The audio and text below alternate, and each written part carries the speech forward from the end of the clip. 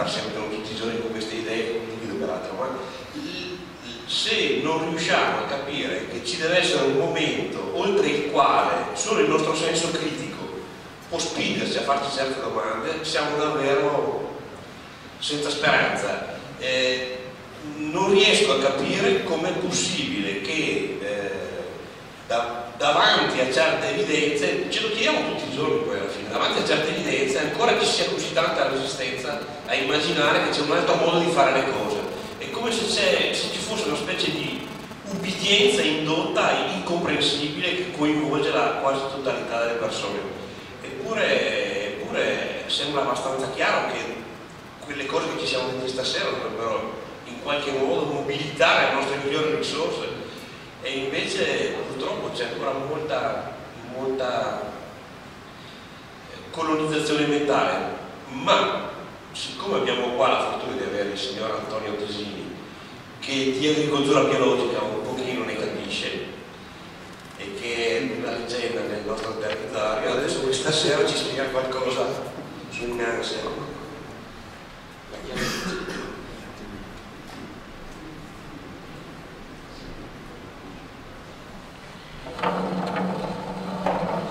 Viene a uscire,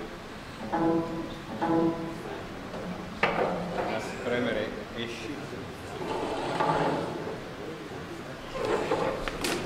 bisogna uscire e poi andare sulla destra, anche lì di nuovo.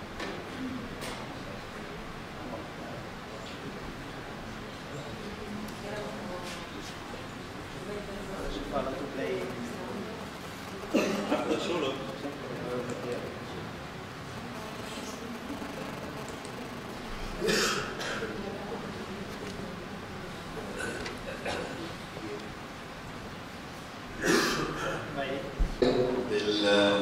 Del contrattempo tecnologico. Io veramente su queste cose faccio molta fatica. Allora, buonasera a tutti, ciao, io sono Antonio Tesini e da 24 anni faccio agricoltura biologica. Tanti qua a Bogolone ci conoscono perché ormai penso da 15 anni veniamo ogni mercoledì a vendere i nostri prodotti qua a Bogolone come anche a Mantova. Ecco, perché da quando abbiamo iniziato a fare agricoltura biologica abbiamo iniziato da subito a fare anche vendita diretta, appunto perché siamo consapevoli che i prodotti vanno venduti nel più breve territorio, nel territorio dove si producono.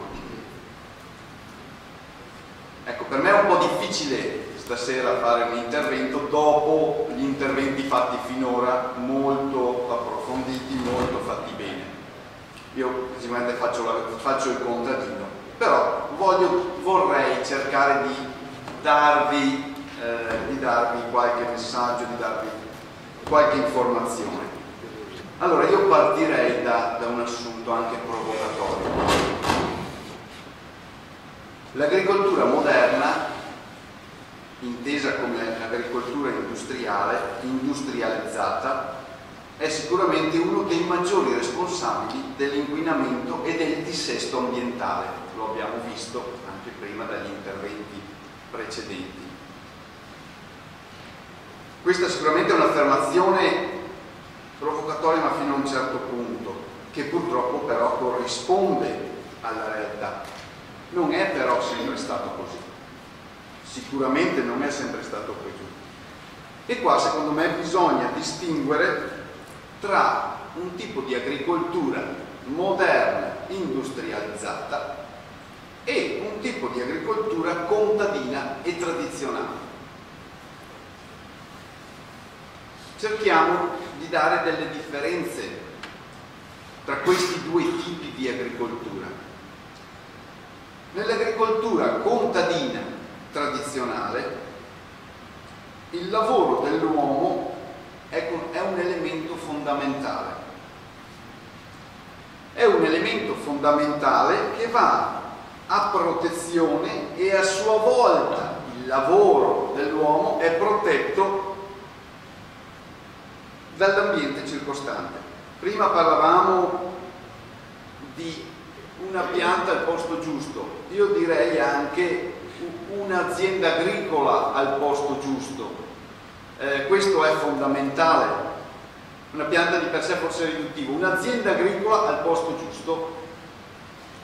Questo è un concetto fondamentale. Dunque c'era questa protezione reciproca tra l'uomo, il lavoro dell'uomo e l'inserimento di questo lavoro, di questa azienda agricola in un territorio.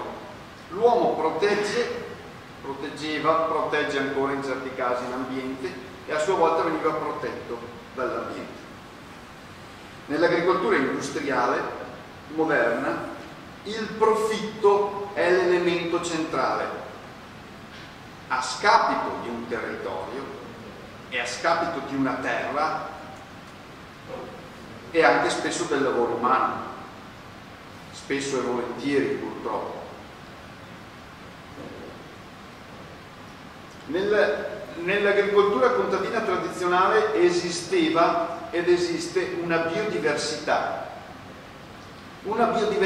all'interno dell'azienda agricola che diventava un organismo vivente agricolo e all'interno delle coltivazioni agricole. Questo è fondamentale. L'azienda agricola dovrebbe veramente essere, la biodinamica lo detta come dettame fondamentale, Steiner lo diceva come legge fondamentale, un'azienda agricola deve essere un organismo agricolo vivente.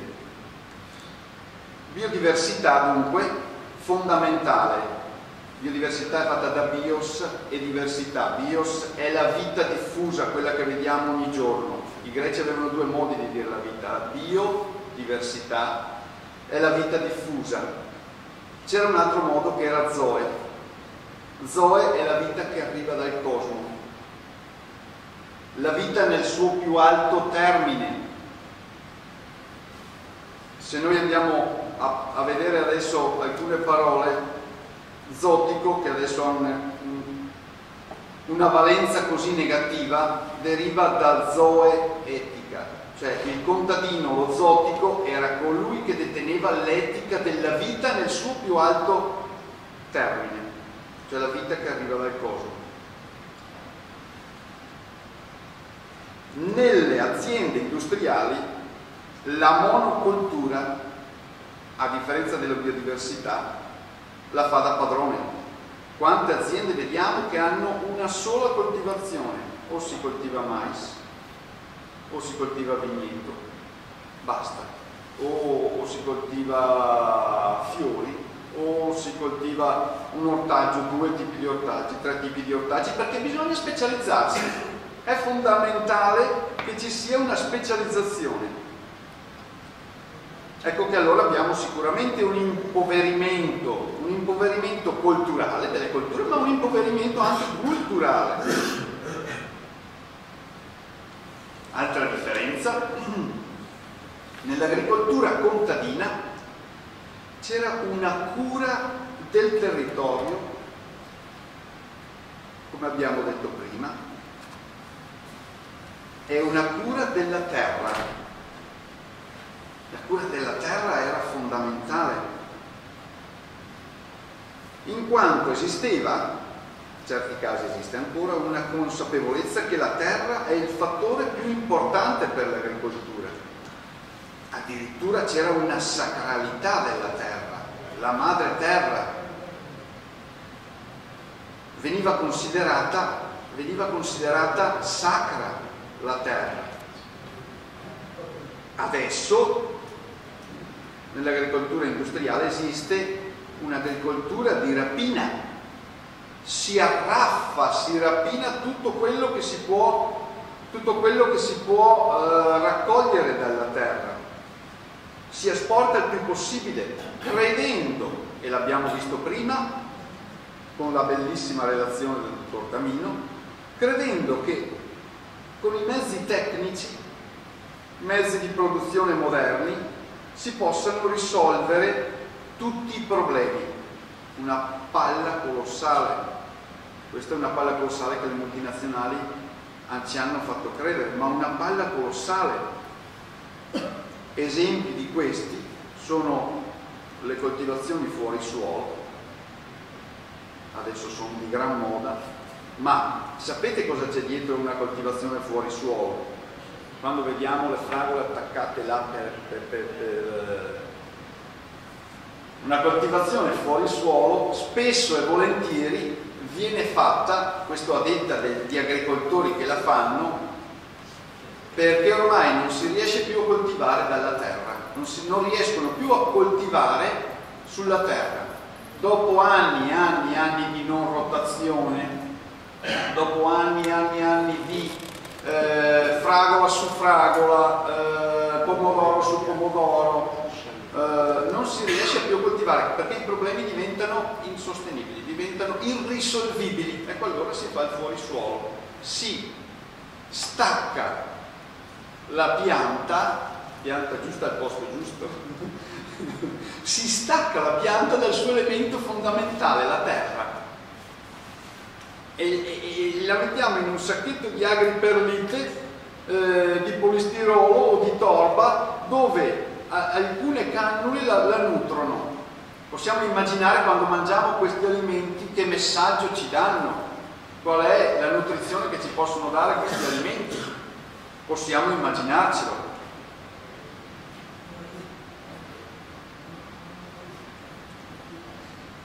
Possiamo parlare anche del tabacco.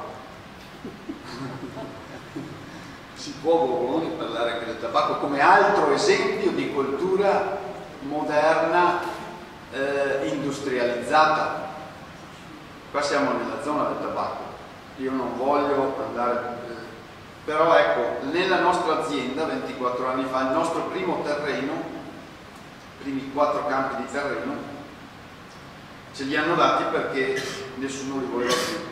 Venivano da 6 anni di coltivazione di tabacco.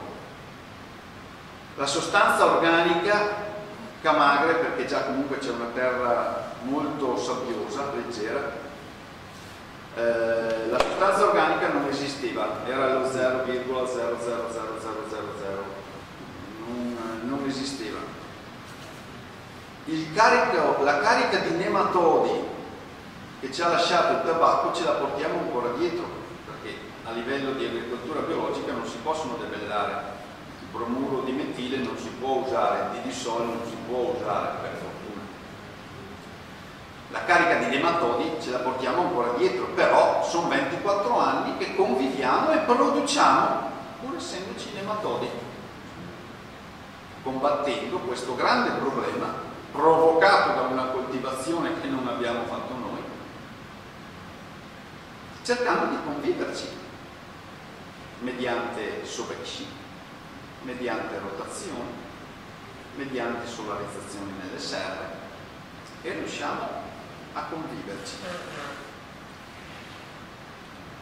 Una coltura anche si misura dal grado di sostenibilità economica. Proviamo a vedere, eliminando i grandi contributi, adesso si va in questa strada, che coltivazioni come il tabacco hanno se il tabacco riesce ad essere coltivato. Questa è una provocazione che butto lì. Forse potrebbe essere coltivato, quel pacchetto di sigarette costerebbe 10 euro al pacchetto, elimineremo così anche il problema del tabagismo, del fumo. Potrebbe essere un'ipotesi.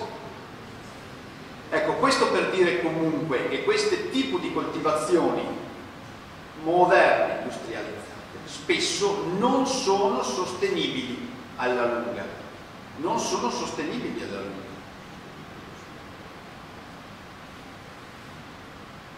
Nell'agricoltura contadina tradizionale, sempre per un discorso di biodiversità, esistevano le aziende agricole che coltivavano qualcosa. In montagna si coltivava, in collina si coltivavano vigne, coltivavano ciliegie, in pianura si coltivavano i cereali, gli ortaggi, il riso, gli asparagi. Però ognuna di queste aziende aveva una caratteristica comune, che era la stalla. La stalla esisteva sempre in azienda e la stalla dava la possibilità di apportare sostanza organica, di apportare humus alla terra. All'interno dell'azienda c'era comunque un ciclo chiuso. Adesso non è più così. Con la politica agricola comunitaria folle e demenziale, secondo me, e andando verso una specializzazione, cosa si è fatto? Gli allevamenti si sono concentrati in determinate zone e con grossi problemi di smaltimento dei liquami. Liquame non è un concime, come diceva prima Tamino, non è un concime, è un problema. Dunque c'è una grande concentrazione di liquami dove ci sono i grossi allevamenti, mentre, non so, conoscete aziende agricole che hanno ancora una piccola stalla? Non è più possibile mantenere la stalla, non è più possibile, perché la politica agricola ha deciso che non deve essere più così. Dunque tutti i nostri terreni soffrono di carenza di humus, di sostanza organica. Certo si può sostanza organica avere anche in altri modi, lo possiamo vedere, però avere una stalla in azienda, una piccola stalla in azienda, è fondamentale per avere questo humus. Un vecchio agricoltore diceva che l'humus è l'intelligenza della terra, per fare un esempio. Non esistono più le rotazioni, speriamo che con la nuova PAC che verrà nel 2013 forse qualcosa cambierà, forse se ne sono accorti qualcosa. Dunque non esistono più le rotazioni, c'è una mancanza di humus disponibile, problemi di smaltimento, e questo è dovuto a questa politica agricola comunitaria folle, come ho detto prima. Nell'azienda contadina tradizionale c'era una cura, come abbiamo visto, del territorio. Mediante cosa? Mediante, per esempio, dei terrazzamenti in collina.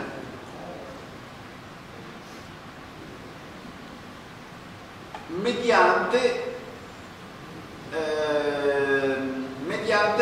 la piantumazione e tutto un reticolo di siepi campestri, di filari, di fasce boscate, di macchie boscate che esistevano. Ma girate adesso nelle nostre pianure, non esistono più. Una volta lungo le capezzanie, lungo i fossi di scolo, lungo gli stradelli di campagna esisteva questo reticolo che aveva una sua funzione ben precisa. Adesso non esistono più. Perché? Perché intralciano a mezzi meccanici sempre più grossi. Poi vediamo il frumento allettato, tutto coricato, perché non ci sono più siepi che hanno questa funzione frangimento. Se pensiamo che una siepe alta 5 metri protegge dal vento per 20 volte la sua altezza successiva. Dunque una siepe alta, il vento fa così e va giù, non qua, va giù su una siepe alta 100 metri più in là. Chiaro che questa terra che io ho qua è protetta dall'azione del vento che porta erosione, dall'azione dell'acqua che porta dilavamento. Ecco qua, dall'altra parte invece l'agricoltura moderna, invece dei muretti a secco, dei terrazzamenti in collina, cosa porta? Porta gli sbancamenti. Vediamo qua adesso, adesso non sono più in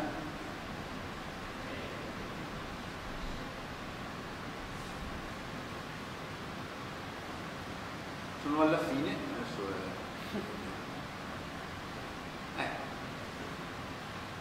vedete, per piantare le vigne cosa viene fatto? Si sbancano le colline. Qua ci sono le case. Cosa succede? Cosa porta? È sempre quella. Cosa porta questi interventi? Cosa portano questi interventi?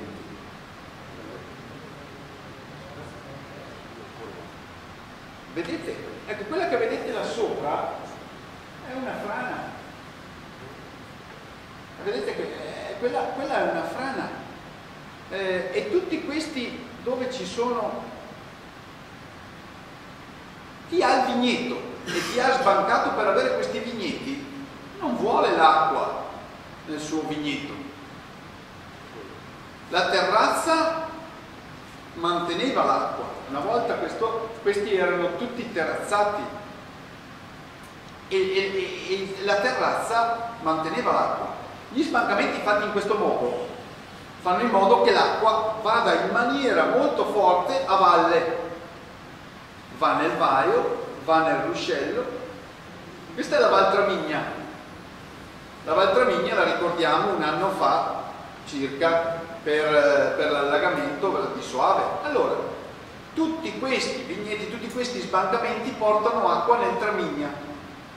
Il Tramigna si gonfia, si gonfia, si gonfia, si gonfia, arriva a valle. A valle cosa succede? A Soave cosa succede? Non esistono più le casse di compensazione, non esistono più zone dove il fiume quando si ingrossa può esondare, le zone umide che avevamo, neanche in pianura, può esondare e non fare danni. Non esistono più. Dunque cosa fa? Esonda nel paese, a Monteforte, esonda a Soave, e questo è dovuto a monte da una politica agricola che ha permesso queste. E vi assicuro che ancora adesso continuano a sbancare queste colline, non è che si sono fermati. Questa è una frana. E poi succede, e come questa ce ne sono decine appena piove un po' di giorni. Ecco, vedete, si continua a infliggere alla terra queste ferite continue. Liguria, le alluvioni della Liguria a cosa sono state dovute? Là ci sono le terrazze perché non le possono fare a meno, ma non vengono più mantenute, non c'è più la manutenzione delle terrazze. Dunque, prima le abbiamo viste, i muretti a secco crollano e non vengono più ripristinati. Non vengono più ripristinati. Dunque, anche in pianura, i campi, quando piove un giorno, un due, se noi giriamo per i campi, sono spesso e volentieri vanno sotto acqua. Vanno sotto perché non ci sono più fossi di scolo, non sgrondano più, non esistono più le siepi. Tra l'altro tutto questo per non aver nemmeno creato ricchezza per le aziende agricole. Cioè abbiamo messo in campo questo tipo di agricoltura e non ha nemmeno creato ricchezza per le aziende agricole, perché le aziende agricole continuano a chiudere adesso. Anche se, o meglio, la ricchezza è stata creata, ma dall'agricoltura, ma è andata ad ingrassare, è andata a pannaggio di chi? Dei soliti noti, banche, multinazionali, poteri finanziari e industrie. Dunque, è indispensabile, secondo me,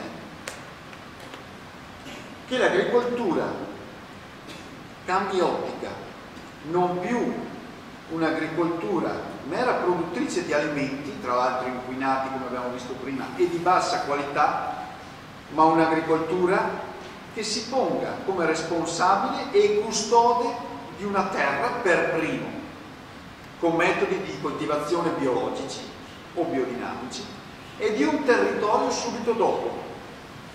L'agricoltore deve tornare a diventare custode del territorio, perché chi meglio dell'agricoltore, chi meglio del contadino lo può fare?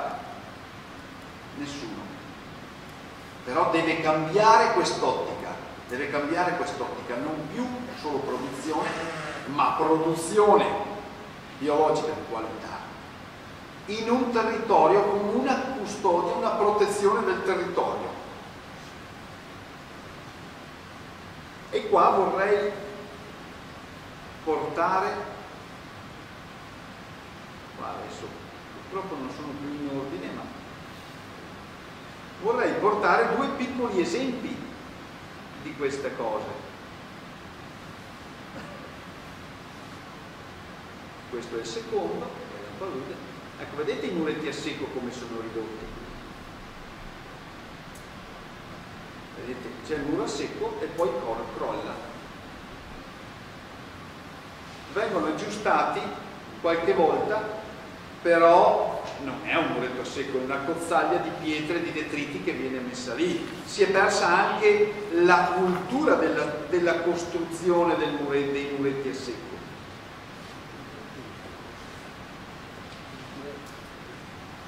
Ecco, io volevo portare qua due piccoli esempi. Allora, uno che è un esempio fatto dalla nostra cooperativa, la cooperativa Camagre, e la palude di Pellegrina. Noi abbiamo deciso,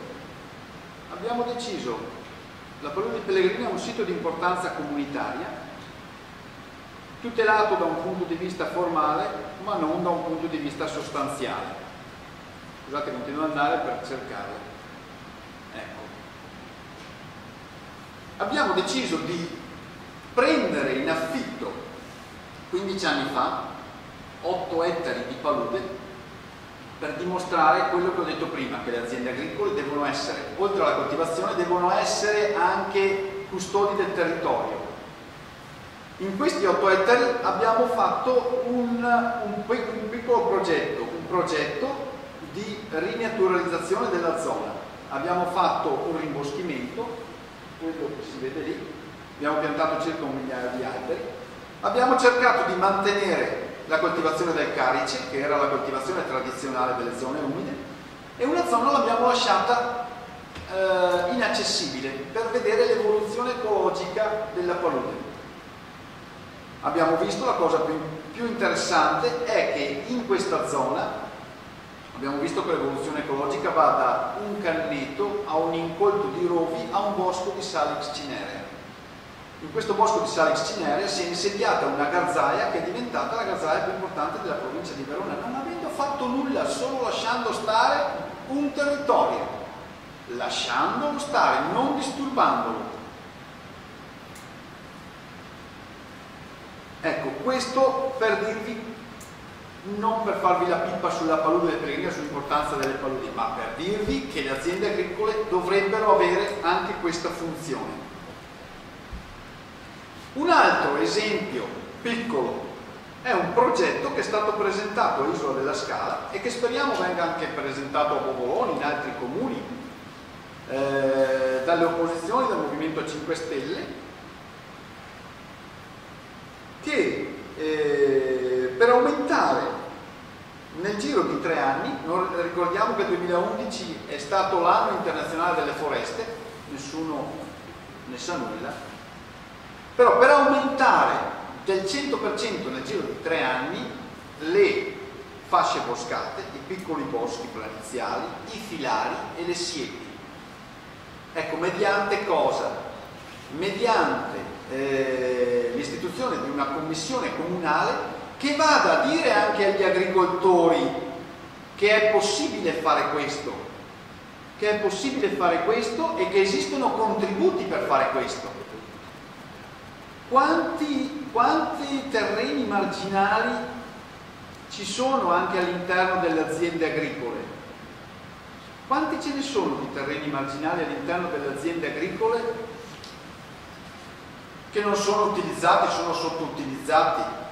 Ecco, piantare boschi, piantare alberi diventa anche un investimento, perché si possono piantare delle essenze di pregio che nel corso di 20 anni, di 30 anni, magari non noi, ma i nostri figli, i nostri nipoti potranno usufruirne, e vi assicuro che diventa un investimento più redditizio di certi investimenti penosi che banche e assicurazioni ci propinano da qualche tempo a questa parte.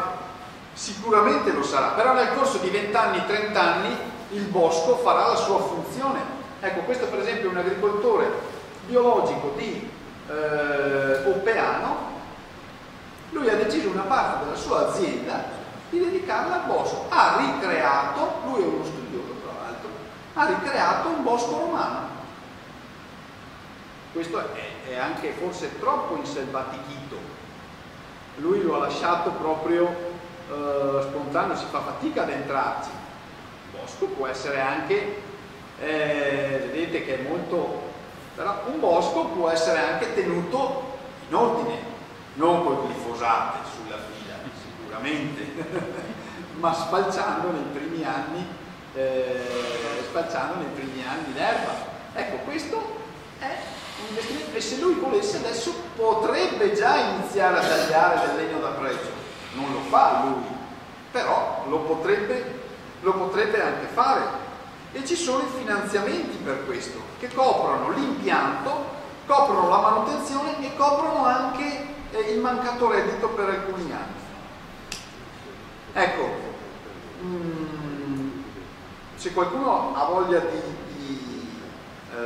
di approfondire questo, ma io penso che anche a Bovolone verrà presentato un progetto di questo genere, perché è inutile farlo solo a Isola della Scala, non si sa se verrà accolto, però sarebbe importante che una macro area portasse avanti un discorso di questo genere. Ecco, questi sono due piccoli esempi, ma ce ne potrebbero essere molti altri. Il fine, e lo ripeto, è quello che l'agricoltura si fermi un attimo. A volte il silenzio, fermarsi un attimo è fondamentale. Prenda un bel respiro e inverta la tendenza perversa che ha intrapreso negli ultimi 50 anni, che stasera è stata ampiamente dimostrata. Ecco, io per concludere vorrei leggervi anche una preghiera fatta da Don Alberto Benedetti, che è stato il parroco di Cerredo dal 1911 al 1997 e messa nel libro di Alessandro Anderloni, Il prete dei Castagnari. E qua ci sono alcune regole fondamentali secondo me, specialmente quando parla del ludus. Allora, questa preghiera dice: ama il creatore, ama la terra, lavora gratuitamente, conta su quello che hai e sii povero. Anche la decrescita è citata. Ama qualcuno che non se lo merita. Non ti fidare del governo, di nessun governo, e abbraccia gli esseri umani. Nel tuo rapporto con ciascuno di loro riponi la tua speranza politica. È un prete che lo dice. Approva nella natura quello che non capisci e loda quella speranza, perché ciò che l'uomo non ha razionalizzato non ha distrutto. Fai le domande che non hanno risposta, investi nel millennio, pianta castagnari. Sostieni che il tuo raccolto principale è la foresta che non hai piantato e che non vivrai per raccogliere. Ricorda che le foglie, quando si decompongono, diventano fertilità. Chiama questo profitto. Una profezia così si avvera sempre. Poni la tua fiducia nei 5 centimetri di terra nera che si formeranno sotto gli alberi ogni 1000 anni. Metti l'orecchio vicino alla terra e ascolta i bisbigli delle canzoni future. Aspettati la fine del mondo, sorridi, il sorriso è incalcolabile.